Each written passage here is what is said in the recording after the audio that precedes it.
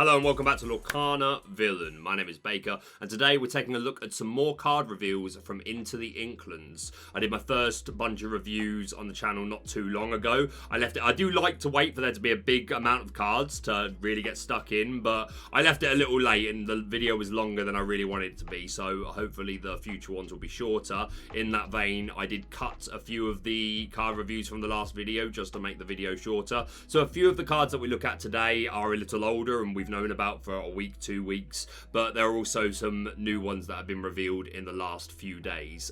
Before we get into the main chunk of the video though, something to let you all know, I am very proud and happy to be able to announce that my channel is now sponsored by Cardmarket, which is going to go a long way in helping me sustain keeping this channel running. So I'm really grateful to Cardmarket for the opportunity.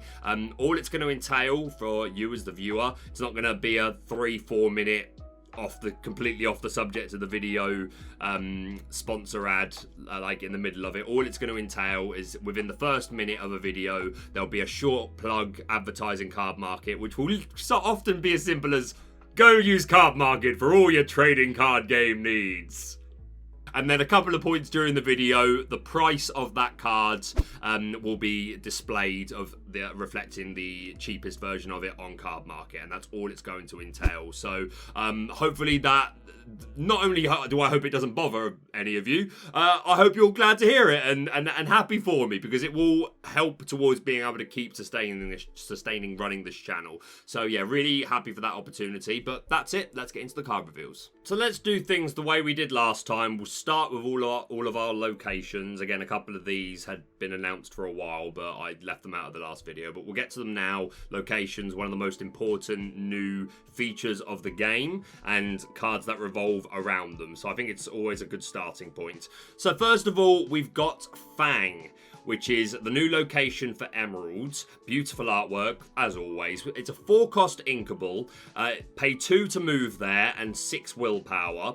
2 passive lore gain, and the ability Surrounded by Water. Characters gain ward and evasive while here.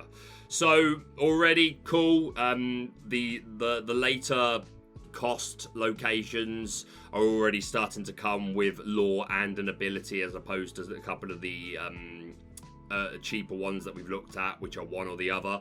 But yeah, the more expensive ones seem to give you both. And yeah, ward we know to be one of the best abilities in the game, one of the best keywords. It's so incredibly powerful because so many meta cards rely on targeting. So ward really helps, and being able to give it to characters just by moving here, that in itself is really strong. Evasive's always been good, isn't always respected, but is always been good, both for being able to deal with opposing evasive characters or just be the evasive problem yourself. So yeah, giving both of these abilities just for moving to this location is kind of crazy.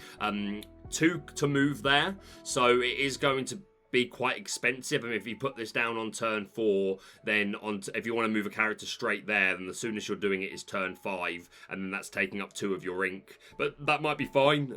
You might be moving a character that was already on the board, or you might be putting down a 3-cost character and then be moving it here straight away. Sometimes that's going to be fine, and there are cards that make it easier to play locations or cheaper to move to locations, so that's something that we're always going to have to take for account. And then yeah, 2 passive lore gain, and 6 is on the higher end of willpower. Still gets banished to Maui, but again, worth bringing up, but doesn't mean it's bad by any stretch. In fact, I think this is one of the better locations that we have. So yeah, Fang looks really good.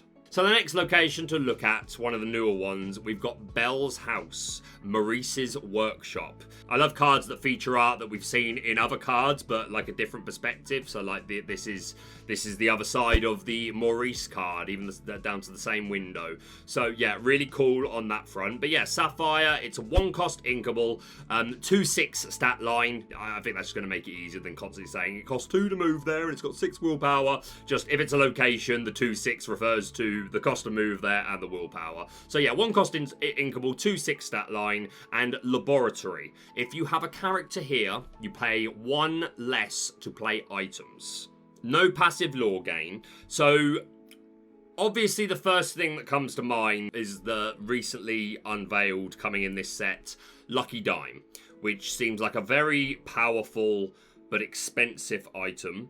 How good it's going to end up being is unsure, because again, like if you go to all this trouble to make it cheaper to play that, and then they just bend you or beast you, it's going to feel bad. Unless we get some item protection cards to come, but hey, we can only talk about what we've actually got to work with.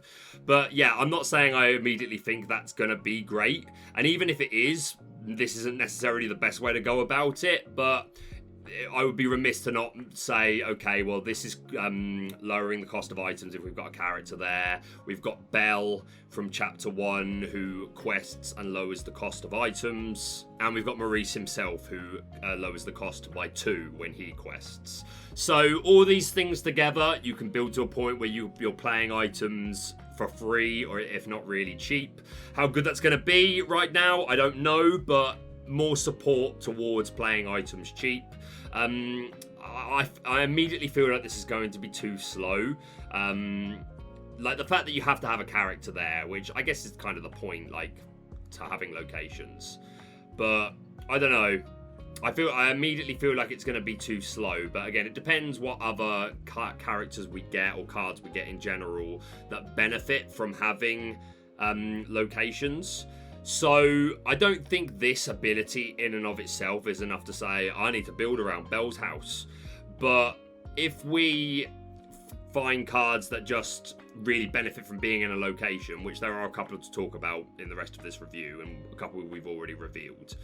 But depending on how good they end up being, it could just be, okay, well, this is just a cheap location that feels the need to have characters at locations, and the fact that we also get to pay 1 less for items is sometimes useful. That's where I immediately feel like this will lie. But again, we've only seen a quarter of the set, so everything can change. But fantastic art, and could be a location that ends up being a lot better. And again, I keep coming back to this point. I feel like not all locations that end up being good are going to be good necessarily because of their abilities. It's going to be based on characters who get better just for being at any location. So it might just come down to which location is the cheapest, or which one can survive hits from most of the meta, things like that. But yeah, Belle's house, you love to see it. And then the last of our locations to look at in this set of reveals, we've got the Sorcerer's Tower, Wondrous Workspace. Amethyst location, 3-cost inkable with a 2/7 stat line, and 2 abilities. We've got Broom Closet, your characters named Magic Broom may move here for free, and Magical Power, characters get +1 lore while here. So at the moment we have the first chapter, Amethyst, Magic Broom, with a 2/2 stat line and the ability to send a card from your discard, shuffle it back into your deck, which saw a lot of use in Chapter 1. And we have the Rise of the Floodborn Steel Magic Broom with a 2/3 stat line and providing resist 1 to your characters, I think, into the end of your opponent's next turn. I'm not looking at it, that's just off the top of my head, but I'll have put it up on the screen for you guys to see it. So yeah, those characters are going to be able to move here for free. And while the broom, again, any character here is going to get a +1 lore, but the first one thing you want to think about really are the brooms. The steel broom is a 3-cost as opposed to the 2-cost in the Amethyst one. I was right about the stat line. They both quest only for 1 as it is, so they become 2 questers. I don't think that in itself is amazing. It's okay. I don't think you'd play, as it stands, we're yet to see a new Magic Broom in this set, so that could change everything. But I think just from the brooms we've already got, this in itself probably just isn't enough. I just don't feel like you're doing enough. But if it just turns out that it's good to run locations because other characters benefit from them, and we're running Amethyst, then maybe we find space for the brooms just for some, like, cheating out some early lore. And like the steel one can be difficult to get rid of because it provides resist. Yeah, it provides resist to a chosen character. So if you curve the Amethyst one on turn 2 and then the steel one on turn 3, then you've still got to wait until turn 4 to put down the Sorcerer's Tower, but you can then move them both there for free. But then the Magic Broom's resist 1 has fallen off. Yeah, I don't feel like the brooms in itself are going to be enough to really make this work. We need more support around it, and then maybe it just so happens that one or maybe both the brooms can be added in as just extra aggression. But I absolutely adore this artwork, and I love the theming, and I really want more broom support. I really want this to be good. So yeah, great to see the Sorcerer's Tower. Moving away from locations then, let's start by going through the Ruby cards. First of all, we've got Jim Hawkins, Thrill Seeker, Dreamborn Hero. If you want a bigger reward, you've got to take bigger risks. 2-cost Inkable with 3/2 stat line. Hitting for 3, good. Only having 2 willpower, bad. Quest for 1, art appreciation to the friggin' stars. Look at my man. Just look at my man. Absolutely fantastic. You've got to think we're going to get a Floodborn gym. The other gym is in Ruby, the one that lets you play and move to a location immediately for free. That one isn't Floodborn. You've got to think that Ruby's going to get a Floodborn version as well. But yeah, we've got stat line similar to this. Like I said, hitting for 3, good. Dying to fire the cannons and let the storm rage on, pretty bad. But if there's a Floodborn, then he probably comes into play. It could be that the Jim Hawkins we've got, the one that moves locations, is enough to then shift into a higher cost one. I don't know, but nonetheless, good to see Jim. Next up, we've got Della Duck, Unstoppable Mum. Love it. 2-cost Uninkable, 3/3 stat line, and Reckless. This character can't quest and must challenge each turn if able. I survived the moon. How tough could the flooded Inklands be? So 3/3 on a 2-cost is pretty strong. Unfortunately, I feel like the next card we're going to look at keeps this card out of ever being in format. I could be wrong because it does have the 3 willpower, but let's immediately go on to what I'm talking about. Because Ruby is also getting Stitch, Little Rocket, Dreamborn Hero, Alien, 2-cost Uninkable with a 3/1 stat line, and Rush. I think 9 times out of 10. Like, again, we're still to see the rest of the cards, so this could change, and just the way the meta changes in general could make this not so anymore. But I think even though you're nearly always going to die yourself when challenging, don't get me wrong, there are some things with only 0 strength.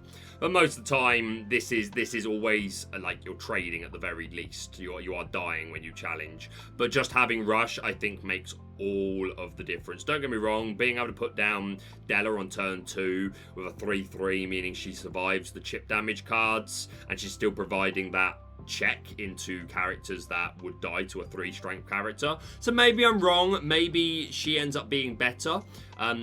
Because she's also kind of similar to Prince Eric from Chapter 1 Steel. Obviously, he's only got that stat line when challenging. But similar sort of thing. You put it down on turn 2 just to be a check to a lot of things. But being uninkable is a big difference. But off the hat, I feel like Stitch is probably the one that sees more play. But yeah, love to see Della. Maybe I'm wrong. Maybe she does end up becoming necessary just because maybe having the 3 willpower ends up being more important than the Rush. But yeah, I think Stitch Little Rocket's going to be really good. So love to see it. And then the final Ruby card to look at for today is a game changer. Revealed by our friend Rebecca over at the Lorcana Illuminary over on Instagram. Friend of the channel, and we've done some singing stuff together. If you follow me on Twitter, you've probably seen. If you don't follow me on Twitter, you're missing out on some Lorcana content, my guys. But revealed by her good self, we have Voyage, 1-cost Inkable, action. Move up to 2 characters of yours to the same location for free. So completely disregarding any of those conversations about, oh, is it too slow? When you put it down, you've still got to wait to the next turn to move characters there, and then by then you're having a slow next turn. Is it going to be worth it? A card like this just says, nah, don't care. We Gucci. No one has ever been this Gucci. We were Voyagers. Why'd we stop? Love Moana. Such a good film. Better than Frozen, don't at me. But yeah, this is fantastic. It feels already like Ruby and Emerald are getting most of the location love. Ruby overall, like it didn't have enough. Oh, you love to see it. But yeah, Ruby. Whoa! Yeah, this is fantastic. It makes locations a lot better straight away, I think. Again, it's not enough on its own. We still need characters that are worth having at locations. And benefit from it, and locations that are good enough in themselves. But I mean, even something like Agrabah is like, it's the only location we have for Ruby, but even that's a passive 2 lore gain. But you don't need to have characters in those locations. But my point is, if you're playing that just for the passive lore gain, you're then also going to try and add characters that benefit from being at locations anyway. So yeah, this just makes Ruby at present, I think the best colour to be running with locations. But again, we've still got so much of the set to see. But yeah, Voyage seems like it's going to matter. Let's move on to Amber, because there's only one to look at. We've got Bernard, brand new agent. I'm a big fan of the Rescuers, so it's great to see Bernard. 4-cost inkable, 1/5 stat line, Storyborn hero, quests for 2, and I'll check it out. At the end of your turn, if this character is exerted, you may ready another chosen character of yours. You stay there. I'll look for scattered lore. Yeah, he's got a bit of a stutter, just like me, Bernard. My guy. But yeah, this seems okay.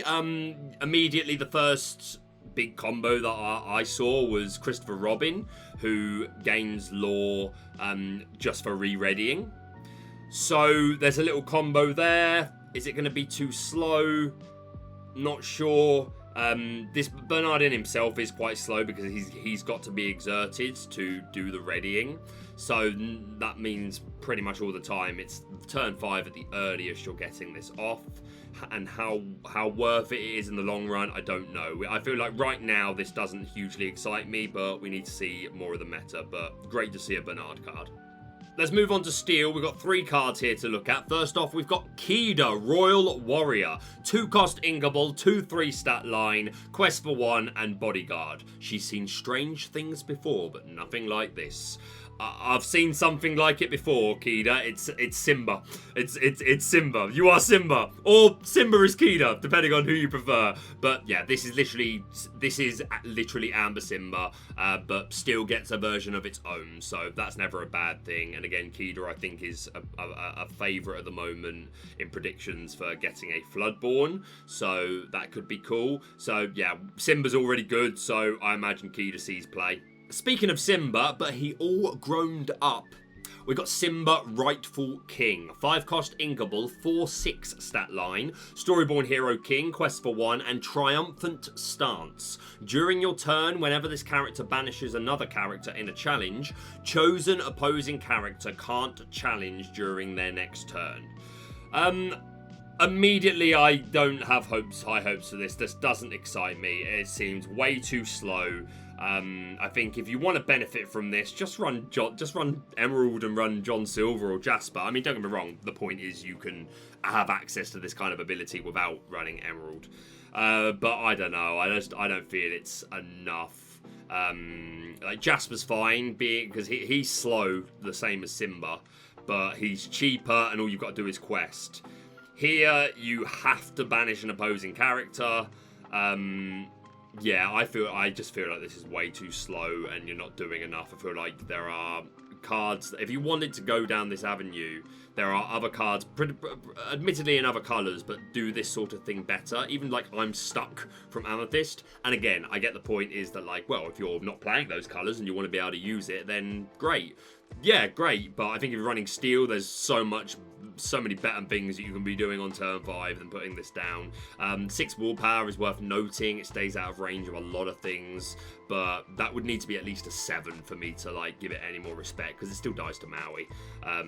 So yeah, Simba doesn't fill me with a lot of pride, no pun intended, but great art. Next up, a Steel card that I think has a little more promise. We've got Map of Treasure Planet, revealed by our friends over at the Forbidden Mountain, who will also be linked down below, friends of the channel. Go and show them some love, and we will look at another card that they revealed. And yeah, I explained in the last video, Treasure Planet, very sentimental Disney film to me, and this is such a cool item to have. Love the art, and yeah, beautiful. 3-cost inkable with 2 abilities. Key to the Portal, Exert, you pay 1 less ink for the next location you play this turn, and Show the Way.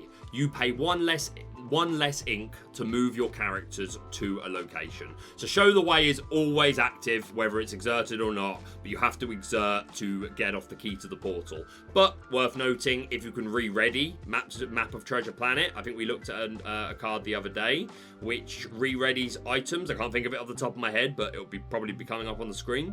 But yeah, worth bearing in mind that you could potentially do this a couple of times in a turn.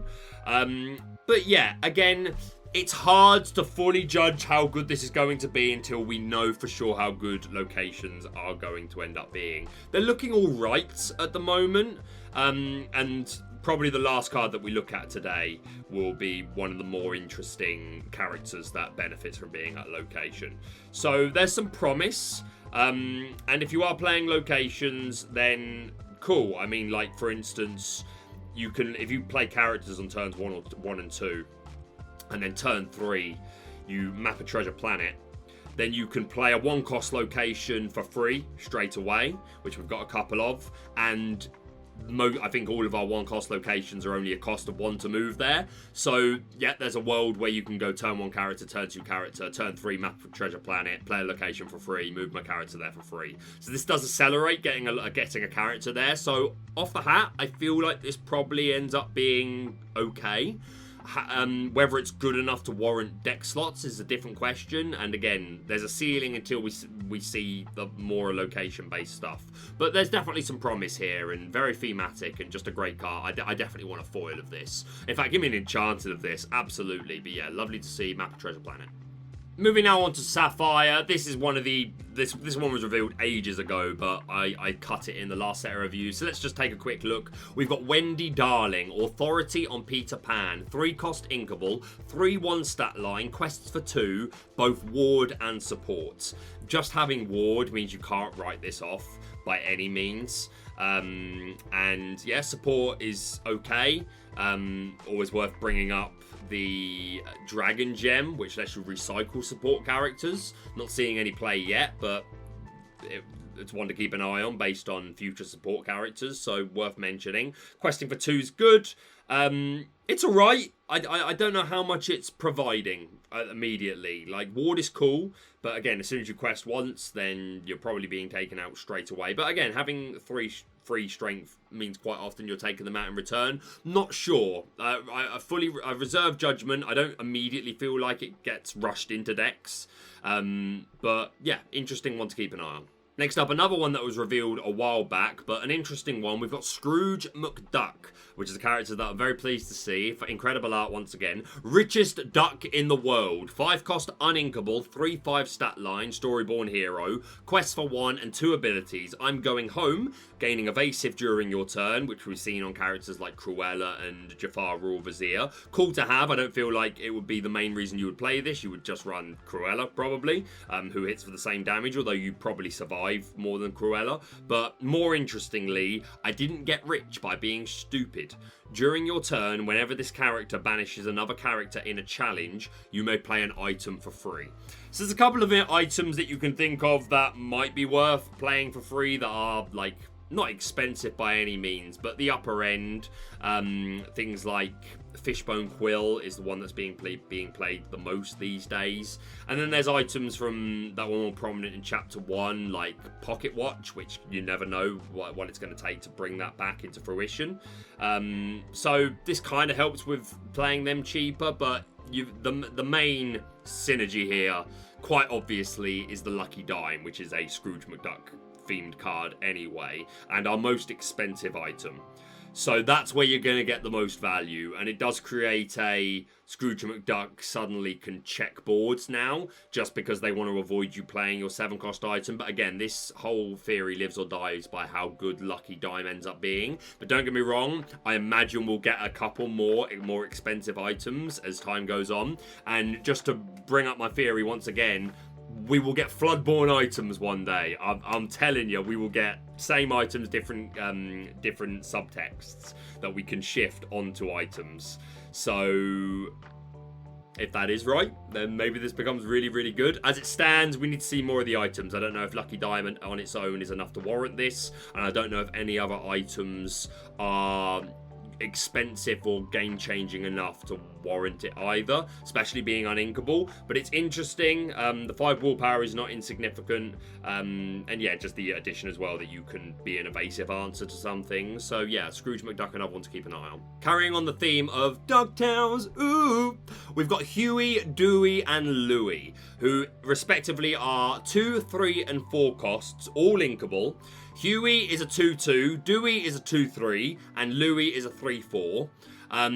Dewey and Louie quest for 2 each, Huey only questing for 1. They've all got support, so very vanilla and similar so far, but Huey is the one with the ability 3 nephews. Whenever this character quests, if you have characters named Dewey and Louie in play, you may draw 3 cards. So obviously, this is meant to curve 2, 3, 4, like...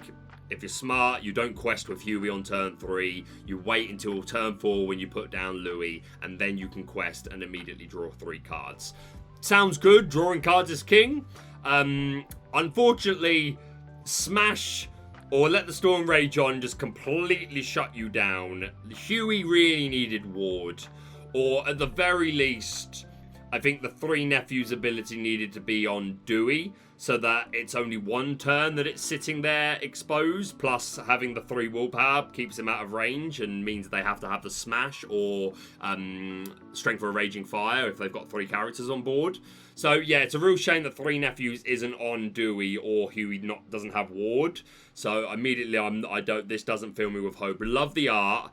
And yeah, great to have these guys in the game, but unfortunately, at the moment, this just doesn't look to be worth it to me. Maybe it is, maybe it's just good as an aggro strategy, and we can, like, synergize Huey with other things to protect him. I don't know, I'm not filled with hope straight away. Next up in Sapphire, we've got Aurelian Gyrosensor. Gyro. A 2-cost inkable item, Seeking Knowledge. Whenever one of your character's quests, you may look at the top card of your deck. Put it on either the top or the bottom of your deck. So, kind of reminds me of Ursa's Cauldron, which was uninkable and slightly different because you could look at the top 2 cards of your deck, keep one at the top and put one at the bottom. So you dug a little deeper, but you were uninkable. It kind of reminds me of that, but I think even if Ursa's Cauldron was inkable, I don't feel like it would be seeing play at present. But it's worth mentioning that we're getting we've got the Sorcerer's Hat coming, which says declare the name of a card, and if you look at the top card of your deck and if it was the right one, then you get to just add it to your hand. So this is another way of scouting our deck, and it's another way of manipulating it to work with things like Mufasa or the Amber Floodborn Mulan, who can play a song for free if it's at the top. So it's another way of manipulating the top of our deck. At the moment, none of those cards are really seeing play. Obviously, like the Sorcerer's Hat isn't because it isn't out, but Mulan isn't seeing play. But who knows? Maybe with enough more support, maybe they do get a bit better. I doubt it. I feel like at the moment, I doubt it. I feel like you need more. Like what are you building towards? Okay, so if you're playing it with Mulan, okay, let's play towards this big free song. I don't know. We haven't got enough massively expensive songs yet. We need some more expensive ones to really make Mulan worth it, and she's one of the main combo things I can see with this, other than, again, Sorcerer's Spellbook. Not Sorcerer's Spellbook, the Sorcerer's Hat. But that it's unseen how good that's going to be. I don't know, this doesn't immediately fill me with joy, but interesting card to have. And our last Sapphire card, another one revealed by our friends over at the Forbidden Mountain. We have Vault Door, 4-cost inkable item and the ability Sealed Away. Your locations and characters at locations gain resist 1. I don't know. I immediately feel like I'd just rather play Cogsworth. Again, like, items versus characters. Characters can be removed, although Cogsworth's hard to because he's got Ward. But so can items with item removal. Strengths and pros and cons to both. But I think 9 times out of 10, I would rather just have Cogsworth. Character doesn't need to be at the location either to get the resist 1. I mean, hey, you could stack. I don't know. I don't feel like this is worth it straight away. At some locations, it will keep out of Maui range. So maybe that matters. Maybe it becomes literally just a response to the fact that Maui is the thing that's shutting down locations being as good as they can be. So maybe it creeps in just as a meta response. But I don't think it's the starting point of playing locations. But we'll see, and love the art. Like, really simple, but foreboding, and yeah, it looks cool. Alright, we've got 2 more cards to look at. First of all, another card that was revealed by our friend Rebecca over at the Lorcana Illuminary. Once again, her Instagram, that's where she's the most active, will be linked down below. We've got Cursed Merfolk in Emerald. Ursula's Handiwork. Art Appreciation to the Moon. This is stunning. 1 cost, uninkable. 0/1 stat line. Quests for 2, and Poor Souls. Whenever this character is challenged, each opponent chooses and discards a card. So it's Flynn Rider on a 1-drop uninkable. So yeah, it's quest for 2 as well. Yeah, this is brilliant. Like, this is an absolute no-brainer include in aggro decks that decide they want to run with Emerald. And yeah, having the built-in hand disruption. And yeah, this turn, like, Flynn Rider on his own, the 2 costs from first chapter, like, can be annoying, but he's normally reasonable to deal with. The character you go into Flynn with normally survives, and you're just going 1 for 1 really, so it's you can afford it. But if you have to challenge into both of these and you don't have any hard removal for them, then that's gonna suck. Yeah, we're already seeing a lot of Teeth and Ambitions and things like Fire the Cannons and Let the Storm Rage on, so obviously this immediately dies to those, but still not the end of the world. It's only your 1-drop. So yeah, this absolutely sees play in Emerald aggro decks. Love it. And then the final card to look at today. I am so excited for this. We've got Shenzi, Pack Leader. So straight away, as pleased as I am to see this, I am surprised because I definitely was on the boat of being convinced that the hyenas were going to be 3 cost or lower to work with Scar, but maybe they still will. Maybe there'll be future hyenas that are cheaper and work well with him and are in Ruby as well. But nonetheless, this art is fantastic and a really interesting card, which does make us take a second look at locations. 4 cost inkable with a 0/6 stat line, Storyborn Villain Hyena, so a new characterization, and 2 abilities. The first one is I'll Do It. I think, anyway, I'm using a translation from Mushu Report, but even they've said that the translation may not be 100% accurate, but most of the community seems pretty in agreement about the actual abilities. So yeah, I'll Do It. While this character is at a location, she gets +3 strength. So that's cool. And then What's the Hurry? While this character is at a location, whenever this character challenges another character, you may draw a card. So that's really cool. Another challenger archetype card. So maybe it wants to work with Ruby already. Having this with the Floodborn Queen of Hearts on the field is kind of nuts. Like, just getting to draw 2 cards just for challenging. And 6 willpower means you're probably surviving. If you do have the 3 strength, I mean, to be fair, you need to be at a location to get the What's the Hurry ability. So if we just assume that we're at a location, then yeah, having the 3 strength means that you are, at current, 3 takes out a lot of things, like at this sort of part of the game. I mean, you're not challenging until turn 5 at the earliest, but even then there are going to be characters that you're going to be able to take out and get full benefit from this. So yeah, this card immediately seems really interesting, and I think is one of the standout cards of Emerald having a different direction, because it's always been the aggro / like lockout color, like just in terms of racing or just like shutting down our opponent's moves and like giving them less options. Whereas this, I feel, takes Emerald in a bit of a different direction. It gives us card draw. Like 3s are not a bad number to hit, and we can potentially boost that with other cards. Yeah, I really like Hyena, and I'm really glad to see it go to Emerald as well, because it feels like it should be a different ink, this sort of a bit. It feels like it should be Ruby, but I think it's good for Emerald to get something like this, because I know they started off in very, like, Amethyst was card draw, Amber was songs, Ruby was removal, Sapphire was ramp, etc, etc. But I do think long term, all the inks will get a bit of everything. Just some colours will do it better than others. But yeah, really excited for this and want to see the rest of the hyenas. And that's it from me for now. So another set of interesting cards. So it'll probably be at least a week or two before we do another one of these, because I believe I am up to date, unless... To be fair, by the time I'm editing this later, there'll probably be another one, but I'm not going to add to it. I'll wait until there's another bunch before we dive into some more. But yeah, locations looking interesting. I'm not sold completely. We need to see more. If anything's got me sold, it is the hyena, to be honest. That's the one that I'm probably the most excited for. And of course, the Jim Hawkins from Ruby that we looked at last time, and having access to Voyage does make it seem like the Ruby ones are going to be good. What card that we've revealed today are you the most excited for so far? Let me know down in the comments down below. But yeah, once again, big thank you to Cardmarket, who will be sponsoring our channel. Once again, it will literally just be a plug at the beginning, and then a couple of points in the video where you'll see the price of it, that it is available for on Cardmarket. So yeah, very grateful for that. But that's it from me for now. Thank you so much for watching. If you're brand new to the channel, please do subscribe for all things Lorcana. Hit the like button to show your support, and we'll see you soon.